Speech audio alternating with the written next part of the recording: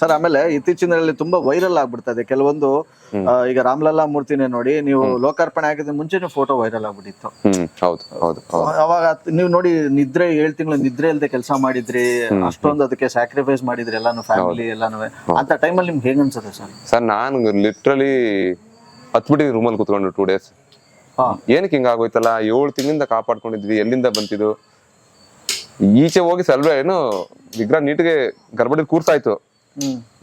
Neat ಕೂತಾದ್ಮೇಲೆ ನಾವು ಖುಷಿಯಾಗಿರ್ಬೇಕು. ಅದು ಅಪ್ಪ ಏನು ಡ್ಯಾಮೇಜ್ ಆಗಿದೆ ಕೂರ್ತಲ್ಲಪ್ಪ, ಸದ್ಯ ನನ್ನ ಜವಾಬ್ದಾರಿ ಮುಗೀತು ಅಂತ. ಅವಾಗ ಆಗಾಗ 1 hour ಇದು ಎಲ್ಲ ಫೋಟೋಸ್ ಒಂದಾದ್ಮೇಲೊಂದು ಬರಕ್ ಶುರು ಆಗ್ಬಿಡ್ತು.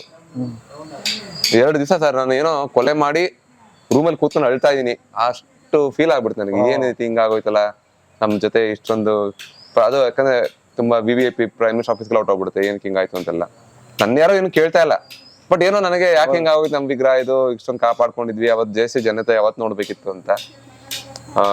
ಇನ್ಕ್ಲೂಡಿಂಗ್ ನಮ್ಮ ಅಲ್ಲಿ ಚಂಪತ್ ರಾಯ್ ಅಂತ ಇದಾರೆ ಸೆಕ್ರೆಟರಿ, ಇದು ಶ್ರೀರಾಮ ಜನ್ಮಭೂಮಿ ಟ್ರಸ್ಟ್ ಬಹಳಷ್ಟು ಓಡಾಡಿ ಕೆಲಸ ಮಾಡಿದ್ದಾರೆ.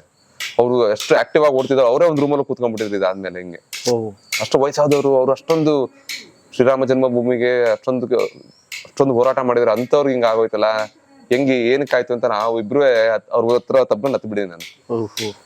ಅದು ಆ ಟೈಮ್ ತುಂಬಾ ತುಂಬಾ ವರ್ಸ್ಟ್ ಟೈಮ್. ಏನಕ್ಕೆ ಹಿಂಗಾಯ್ತು, ಏನಕ್ಕೆ ಜನಕ್ಕೆ ಇನ್ನೊಂದು 2 ದಿವಸಕ್ಕಾಗಿರೋ ಕಾರಣ ಸಿಕ್ತಿತ್ತಲ್ಲ ಪೂರ್ತಿ ಅಂತ ತುಂಬಾ ಬೇಜಾರು ಮಾಡ್ಕೊಂಡಿದ್ದು ಉಂಟು. ಬಟ್ ಆದ್ಮೇಲೆ ಅನ್ಕೊಂಡಿದ್ವಿ ಇದಿನ್ನ ಚೆನ್ನಾಗಿ ಕಾಣುತ್ತೆ, ಅದು ಬರೀ ಏನೋ ಫೋಟೋ ದೂರ ಎಲ್ಲ ದರ್ಬರಿಂದ ಯಾರೋ. ಏನಾಯ್ತು, ಸೆಲೆಕ್ಷನ್ ಆದ್ಮೇಲೆ ಅದು ವಸ್ತ್ರ ಅಲಂಕಾರಕ್ಕೆ ಕಾಸ್ಟ್ಯೂಮ್ ಡಿಸೈನರ್ ಬರ್ತಾರೆ, ಅವ್ರ ಟೀಮ್ ಬರುತ್ತೆ.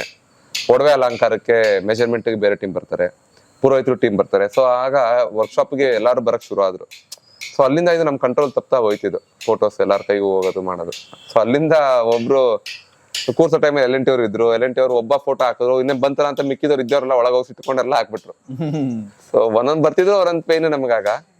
ಬಟ್ ಚಂಪತ್ ರಾಯ್ ಅವರು ಏನು ಯೋಚನೆ ಮಾಡ್ಬಿಡಪ್ಪ, ಇವೆಲ್ಲ ಆಗುತ್ತೆ ಹೋಗು ಅಂದ್ಬಿಟ್ಟು ಅವರೇ ದುಃಖದಲ್ಲಿದ್ರು, ನನಗೆ ಸಮಾಧಾನ ಮಾಡಿ ಕಳ್ಸಿದ್ರು. ಸರ್ ಮೂರ್ತಿ ಉದ್ಘಾಟನೆ ಆಗೋಕ್ಕಿಂತ ಮುಂಚೆ ಅದು ಕಣ್ಣಲ್ಲಿ ಏನೋ ಒಂದು ಕನ್ನಡಿ ಇಟ್ಬಿಟ್ಟು ಒಂದು ಪ್ರೋಸೆಸ್ ಮಾಡ್ತಾರಲ್ಲ ಸರ್, ಏನ್ ಸರ್ ಆಕ್ಚುಲಿ? ಸರ್ ನೇತ್ರೋಮಿಲ್ಲದ ಎಲ್ಲಾ ಪ್ರೋಸೆಸ್ ಹಾಗೇನೆ. ಈ ಮೊದಲನೇ ದೃಷ್ಟಿ ದೇವರಿಗೆ ತೋರಿಸ್ಬೇಕು ಅಂತ. ಈಗ ದೃಷ್ಟಿ ಮಾಡಿ ಮೊದಲು ನಾವು ನೋಡೋಕ್ಕಿಂತ ಜನಕ್ಕೆ ಬೀಳಕ್ಕಿಂತ ಮುಂಚೆ ಏನೋ ತಪ್ಪಿದ್ರು ನೀನೇ ಕ್ಷಮಿಸಪ್ಪ ಎಲ್ಲಾನು ಅಂತ ಹೇಳಿ ದೇವ್ರಿಗೆ ಅವ್ರ ಮೊದಲನೇ ದೃಷ್ಟಿ ಅವ್ರಿಗೆ ತೋರಿಸ್ತಾರೆ. ಓಕೆ, ಆ ಕನ್ನಡಿ ಹೊಡೆಯೋ ಪ್ರೋಸೆಸ್ ಇದೆಯಲ್ಲ, ನಿಜವಾಗ್ಲೂ ತುಂಬಾ ಜನ ತುಂಬಾ ಅದ್ರ ಬಗ್ಗೆ ಕೆಲವೊಂದು ಮಾತುಗಳು ಹೆಂಗೆ ಸರ್ ನಿಜವಾಗ್ಲೂ ಅದು? ಸರ್ ಅದು ಹೊಡಿಬೇಕು ಅಂತ ಏನಿಲ್ಲ ಸರ್, ಅದು ನಮ್ಮ ಶಾಸ್ತ್ರದಲ್ಲಿ ಅದು ಹೊಡೆದೋಗ್ಬೇಕು ನೋಡ್ಕೊಳ್ಳೆ ಆತರ ಏನಿಲ್ಲ. ಬಟ್ ಮೊದಲನೇ ದೃಷ್ಟಿ ದೇವ್ರಿಗೆ ತೋರಿಸ್ಬೇಕು ಅಂತ ಅಷ್ಟೇ ಇರೋದು. ನೇತ್ರೋಮಿಲ್ನ ಪ್ರೊಸೀಜರ್ ಬರ್ತದೆ.